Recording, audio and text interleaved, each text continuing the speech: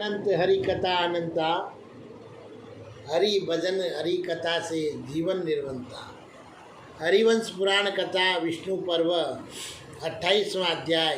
कंस की चिंता, उसका रंगशाला का देखना, उसे सुसज्जित करने का आदेश देना, चारूढ़ और मुष्टि को तथा वल्या पीड़ा के महावंत को श्री कृष्ण बलराम के वध के लिए आज्ञा देना।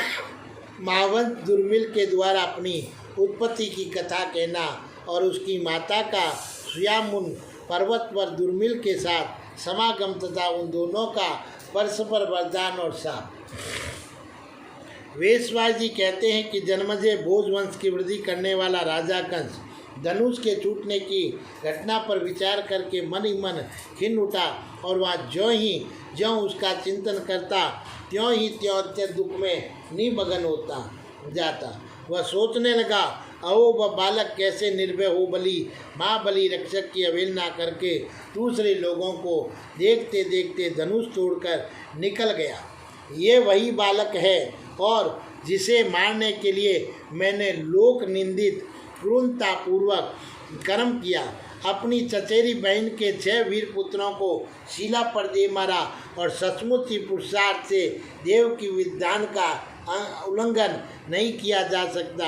नारद जी ने मेरे लिए जो बात कही थी वह अवश्य आकर उपस्थित होगी। इस प्रकार चिंता करके राजा कंस अपने उत्तम भवन से निकला और शीघ्र ही प्रेक्षागृह और रंगशाला में वहाँ लगे हुए मंचों पर निरीक्षण करने के लिए गया।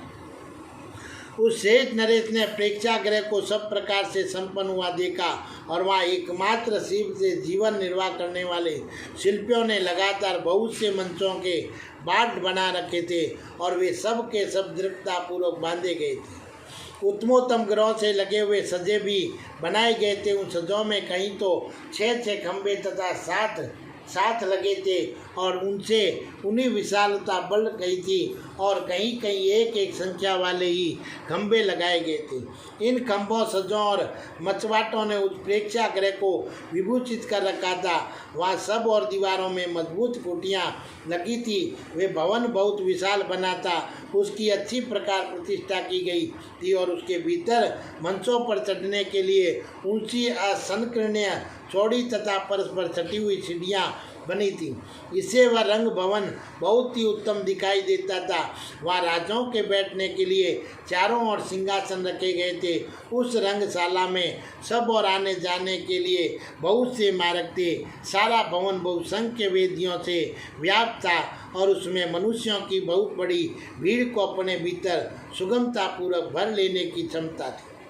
बुद्धिमान कंस ने उस रंग भवन को सब प्रकार से सजा हुआ देख कार्यकर्ताओं को इस प्रकार आज्ञा दी, कल सवेरे यहाँ के मचवाटों सजों तथा गलियों की चित्रों मालों और पतंगा से सजा दिया जाए। सुगंधित जल छिड़क कर इन सब को सुवासित किया जाए, मनोरूप दिया जाए और मंचों पर सुंदर चांदनी बिछा दी जाए और अखाड़े में गोपनीय चूर्ण के अधिक से अधिक ढेर बिछा दिए जाए, उससे उनकी कमी न पड़े। जगह जगह शोभा के लिए सुंदर पर्दे लगा दिए जाए, उनके अनुरूप खंभे खड़े किए जाए जो भूमि में खूब गहराई तक गड़े हो।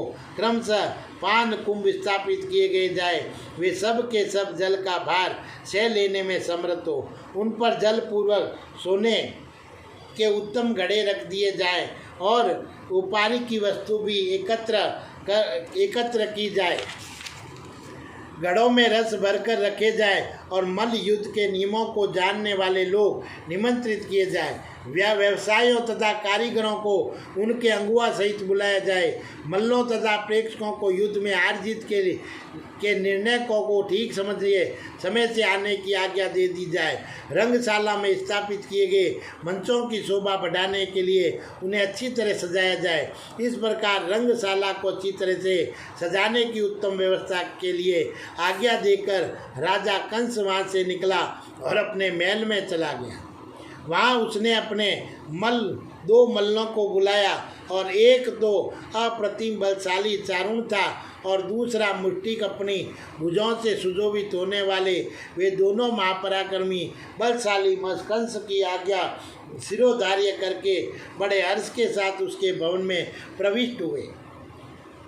और उन दोनों विश्वविख्यात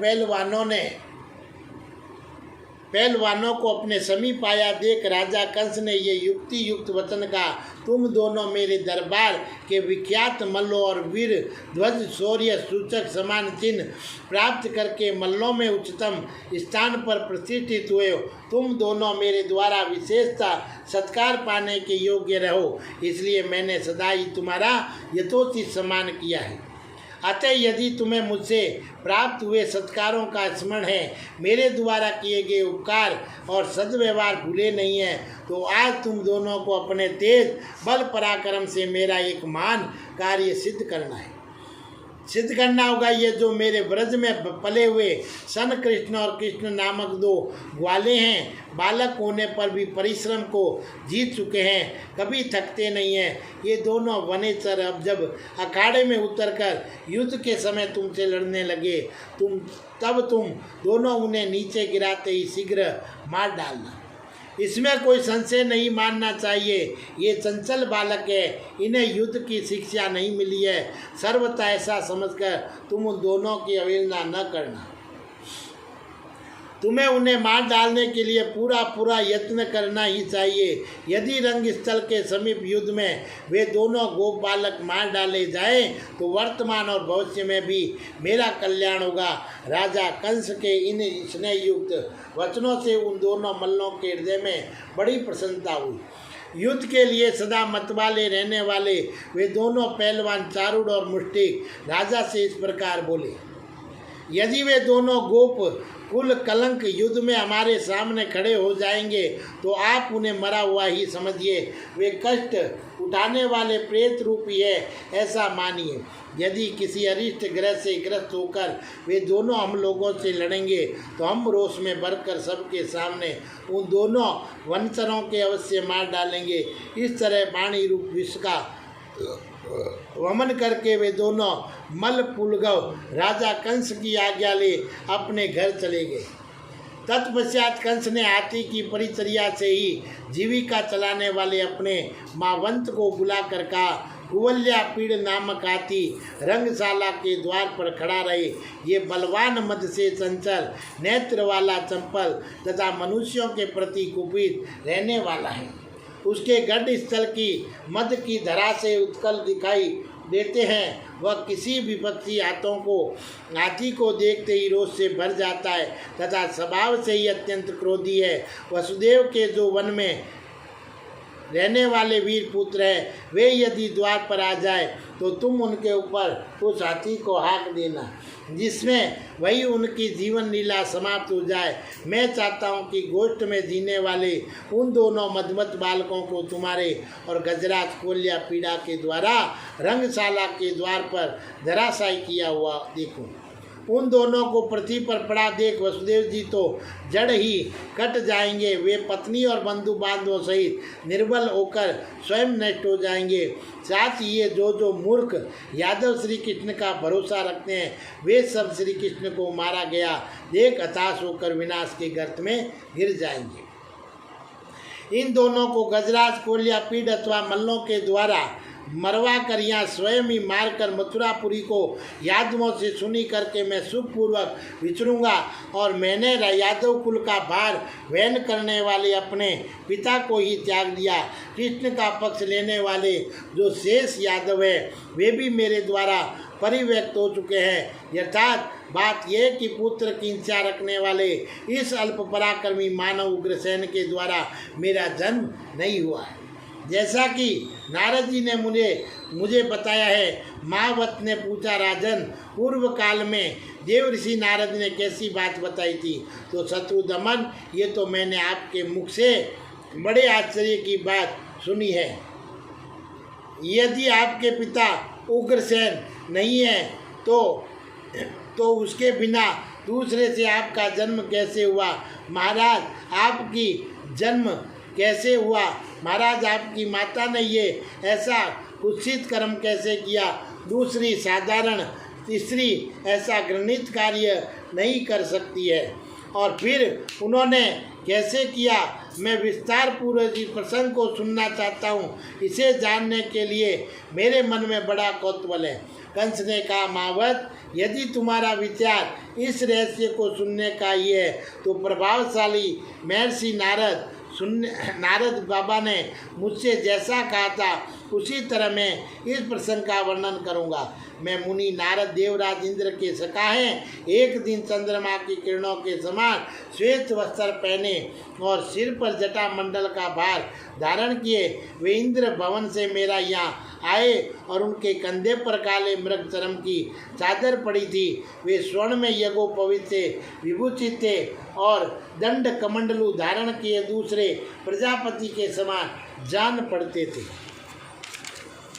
नारद जी वेदों के विधान तो है ही और गांधर्व वेद संगीत विद्या के भी पूर्ण पंडित है तथा चारों वेदों का गान किया करते हैं। ब्रह्मलोक में विचरने वाले वे अविनाशी देव ऋषि नारद जी मेरे यहाँ पधारे हैं और अपने यहाँ आए हुए उन महर्षियों को देखकर मैंने पाद अर्घ और आसन समर्पित करके और उनकी विधि पूर्वक पूजा की और महल के भीतर ले जाकर उन्हें बिठाया। जब सुखपूर्वक बैठ गए तब उससे कुशल और प्रसन्न करने के अंतर प्रसन्नचित हुए उन शुद्ध अंतःकरण वाले देव ऋषि ने इस प्रकार कहा। तो नारद जी बोले, वीर, तुमने शास्त्रीय विधि के अनुसार मेरा पूजन किया है, अतः मेरी ये एक बात सुनो और इसे ग्रहण करो। स्वर्ण में मेरु पर्वत देवताओं के निवास स्थान है और उस पर्वत के शिखर पर एक दिन देवताओं का समाज जुटा हुआ था और उसी में मैं भी गया। वहाँ देवता लोग अनुचरों सहित तुम्हारे वध के अत्यंत दारुण उपाय पर विचार कर रहे थे। तो वही उनके मुख से ये बात मैंने सुनी थी कि कंस इस देवकी का जो 8वां गर्भ है उसमें विश्व वंदित भगवान विष्णु निवास करते हैं। अतः ये गर्भ तुम्हारी मृत्यु का कारण होगा और वे विष्णु ही देवता के सर्वस्व है और स्वर्ग लोक के आस्य हैं तथा देवगणों के परम रहस्य है, वही तुम्हारी मृत्यु में कारण होंगे। कंस, तुम देवकी के गर्भों को मार गिराने के लिए यत्न करो। शत्रु दुर्बल अथवा स्वजन हो तो भी उसके प्रति उपेक्षा नहीं करनी चाहिए। ये उग्रसेन तुम्हारे पिता नहीं है, सौम्य विमान का स्वामी, ओज और तेज से संपन्न महाबली दुर्मिल तुम्हारा पिता है।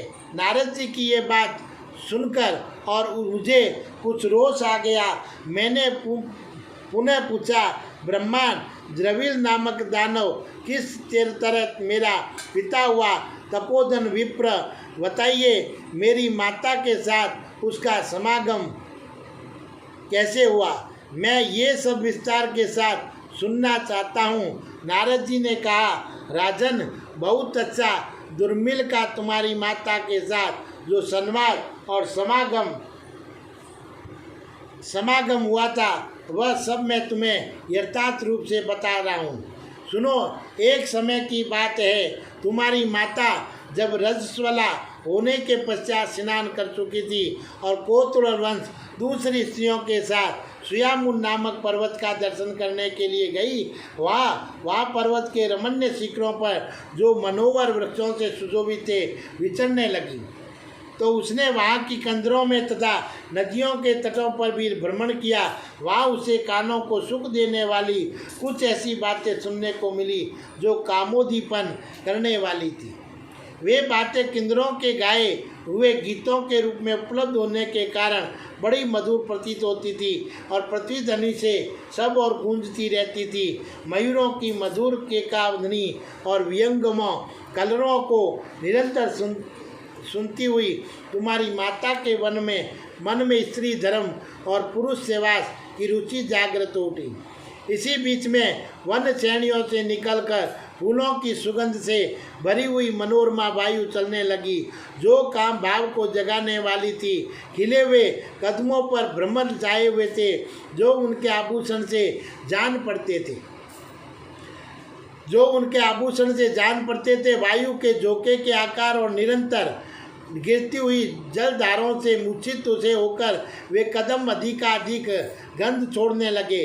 मंदोन्माद को जगाने वाले नाग केसर अपने फूलों की वर्षा कर रहे थे। पुष्प में कंटक धारण करने वाले नीपदीप के समान प्रकाशित हो रहे थे। तो नई नई घासों से ढकी और वीर बहुटी से विभूषित हुए वसुधा नव युवती नारी के समान मानो रस वाला रूप धारण किए हुए थी। ऐसे समय में सौम्य विमान का अधिपति दुर्मिल नामक दीप्तिमान दानव भावी देवयोग से विधाता द्वारा प्रेरित होकर वह आ पहुंचा और इच्छानुसार चलने वाला उसका विमान प्रभात काल के सूर्य की भांति तेज उससे प्रकाशित हो रहा था। उसके द्वारा वे वहाँ सुयामुन पर्वत की शोभा देखने की इच्छा से शीघ्रतापूर्वक सहसा आ गया। मन से भी तीव्र गति वाले उस विमान द्वारा आकाश मार्ग से इच्छा अनुसार चलने वाला यह दानव पर्वतराज सुयामुन पर आकर उस श्रेष्ठ रथ से नीचे उतरा। शत्रुओं के रथ को तोड़ डालने वाले उस रथ विमान को उस पर्वत के उपवन में खड़ा करके वह विमान चालक के साथ पर्वत शिखर पर विचरण करने लगा। ये दोनों ने वहाँ बहुत से वन और कानन देखे। वहाँ की वनस्थली गंध नंदन वन के समान सभी ऋतुओं के गुणों से संपन्न थी। वे दोनों उस पर्वत के शिखरों पर और कंदरों में और नदियों के किनारे किनारे घूमने लगे। उस पर्वत के बहुत से ऊंचे ऊंचे शिखर नाना प्रकार की धातुओं से आवृत थे। भांति भांति के रक्तों से उनकी विचित्र शोभा हो रही थी। उन दोनों ने देखा पर्वत के विभिन्न शिखर स्वर्ण में, रजत में तथा अंजन में दिखाई दे रहे हैं। नाना प्रकार के फूलों की सुगंध वहाँ व्याप्त हो रही थी। भांति भांति के जीव जंतुओं के समुदाय वहाँ निवास करते थे। उन्हें अनेक प्रकार के पक्षी अपने कलरों से उन शिखरों को कोलाहलपूर्ण कर रहे थे और भांति भांति के पुष्प और फलों से संपन्न वृक्ष वहाँ लहरा रहे थे।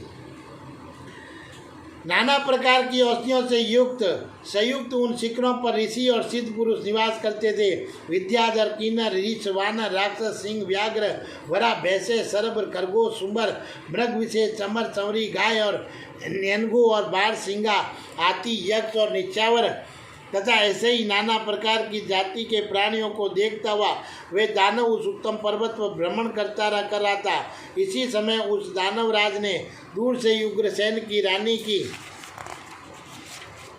रानी को देखा, जो सखियों के साथ कीड़ा करती तथा फूल सूंघती हुई और देव कन्या के समान सुशोभित हो रही थी। सखियों से घिरी हुई उस सुंदर कटी प्रदेश वाली रमण्या को दूर से ही वहाँ से देख और शोभ विमान का स्वामी दुर्मित चकित हो उठा और अपने विमान चालक से इस प्रकार बोला, सुत, इस वन के भीतर विचरने वाली ये मृग नैनी बाला किसकी स्त्री है, जो रूप और उदारता आदि गुणों से संपन्न होकर काम पत्नी रति के समान शोभा पा रही है। अहो, क्या ये देवराज इंद्र की पत्नी सती है या तिलोत्तमा है, अथवा जो भगवान नारायण के उरु का भेदन करके प्रकट हुई पूर्वा की प्यारी महारानी बनी थी, वह सुंदर कांति वाली रमण्य रक्त उर्वशी है। हमने सुना है देवताओं ने असुरों के साथ मिलकर अमृत की प्राप्ति के लिए मुद्राचल को मथानी बनाकर जब क्षीर सागर का मंथन किया था, उस समय उसके अमृत में दुगंध से लोक भावनी लक्ष्मी वे देवी का प्रादुर्भाव हुआ था, जो भगवान नारायण के अंग में सुशोभित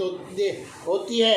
ये सुंदरी अंग वही लक्ष्मी देवी तो नहीं है, जैसे थोड़ी थोड़ी देर में चमकने वाली बिजली नील वेग के भीतर रहकर अपना प्रकाश फैलाती है, उसी प्रकार स्त्रियों के बीच में रहकर अपने रूप और वन को प्रकाशित करती हुई यहाँ विचर रही है। इसके अंग बड़े ही सुकुमार है और मुख चंद्रमा के समान सुंदर कांति से उद्भासित हो रहा है। और इस निर्दोष अंगों वाली रमण्य का रूप देखकर मैं पागल हो गया हूँ। मेरी सारी इंद्रियां व्याकुल उठी और मैं काम के अधीन हो गया। मेरा मन वियल सा हो रहा है और पुष्प धनवा कामदेव अपने सहायकों से मेरे अंगों को बड़े वेग से छिन्न भिन्न कर रहा है। मेरे देह में अपने 5 बाणों का प्रहार करके वह बड़ी निर्धनता के साथ उसे विदीर्ण कर रहा है। मेरे देह के भीतर कामाग्नि बढ़ रही है, वह घी की आहुति पाकर बड़ी हुई आग के समान प्रज्वलित होती है और इस कामाग्नि से शांत शांति पाने के लिए इस समय मैंने कैसे कौन ईसा यत्न किया जाए, अहो किस उपाय से हम कहाँ करें, इससे ये मतवाली चाल से चलने वाली रमण्य मुझे अंगीकार कर ले। इस प्रकार बहुत सोचने पर भी जब कोई उपाय नहीं सूझा, तब उस दानव ने अपने सारथी से कहा, अनंत तुम तो घड़ी यही ठहरो, मैं स्वयं ही उसे देख कर ये तथा यह किसकी स्त्री है इस बात का पता लगाने के लिए जाता हूँ। तो जब तक मैं लौट कर न आऊँ तब तक तुम यहीं मेरी प्रतीक्षा करते हुए खड़े रहो। तो दुर्मिल की यह बात सुनकर उसके सारथी ने कहा, बहुत अच्छा, ऐसा ही होगा। तो सारथी से उपयुक्त बात कहकर बलराम दानवराज दुर्मिल ने उसके पास जाने का विचार किया। फिर उसने जल से आचमन किया और ध्यान लगाकर उसके विषय में चिंतन करने लगा और 2 घड़ी तक ध्यान करने मात्र से उसने ज्ञान बल से देख लिया कि ये राजा उग्रसेन की पत्नी है। ये जानकर उसे बड़ा हर्ष हुआ और फिर तो उसने अपना रूप बदलकर उग्रसेन का रूप धारण कर लिया और तत्पश्चात वे अमित पराक्रमी महाबाहु दानवराज हंसता हुआ उसके पास गया और फिर धीरे धीरे मुस्कुराते हुए उसे अपनी भुजाओं में कस लिया।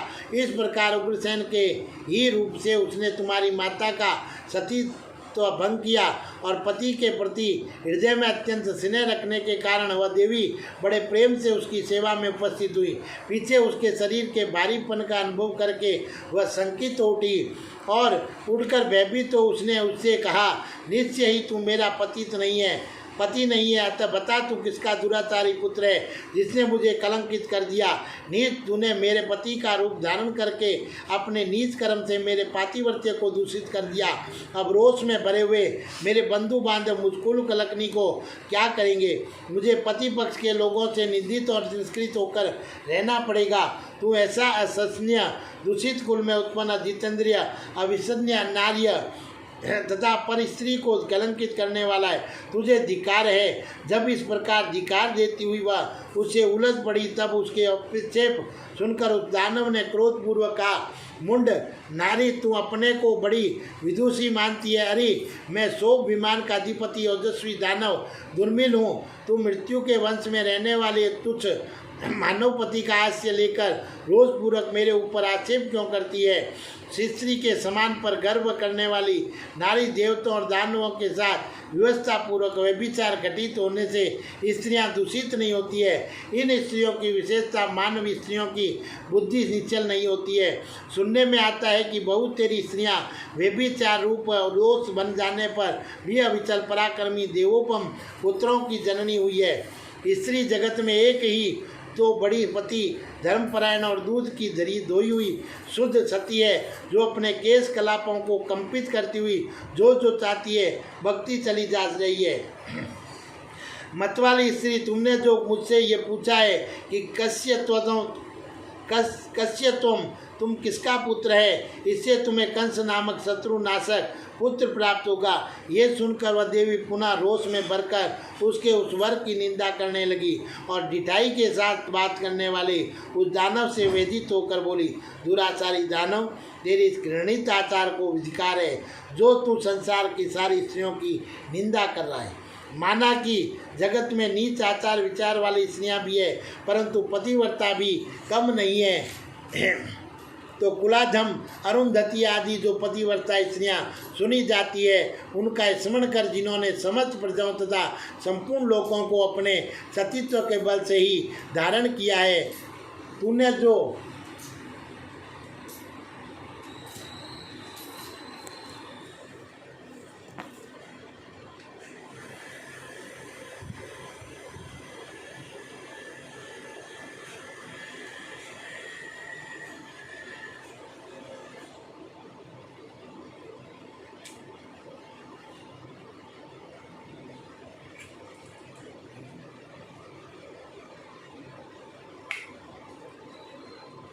मुझे सदाचार नाशक पुत्र प्रदान किया है, इसके प्रति मेरे मन में अधिक आदर नहीं है और इस विषय में मैं जो कुछ कहती हूँ उसे सुन ले। नीच, अब मेरे पति के कुल में परम पुरुष परमेश्वर अवतार लेंगे, जो तेरी तथा तूने जो पुत्र दिया है उसकी भी मृत्यु के कारण होंगे। उनके ऐसा कहने पर दुर्मिल उसी अनुपम गति वाली दिव्य विमान द्वारा पुनः आकाश को ही चला गया। तुम्हारी माता अत्यंत दीन होकर उसी दिन मथुरापुरी को चली गई। महावत, मुझसे इस प्रकार कहकर मुनिश्रेष्ठ भगवान नारद अपने तपोबल से प्रकाशित तथा साक्षात अग्नि के समान देदीप्यमानों 7 स्वरों की मूर्छना का विस्तार करने वाली वीणा बजाते और गाते हुए लक्ष्य विधि अथवा अलक्ष्य विधि देवयान मार्ग से ब्रह्मा जी के पास चले गए। महावत, मेरी ये बात सुनो और समझो। तीनों लोकों की बातें जानने वाले बुद्धिमान नारद ने सब कुछ ठीक ही कहा था। अधिक कहने की क्या आवश्यकता है। बल, वीर्य, न्याय, विनय, प्रमाण, शक्ति, तेज, पराक्रम, सत्य और दानव के द्वारा मेरी समानता करने वाला दूसरा कोई पुरुष नहीं है।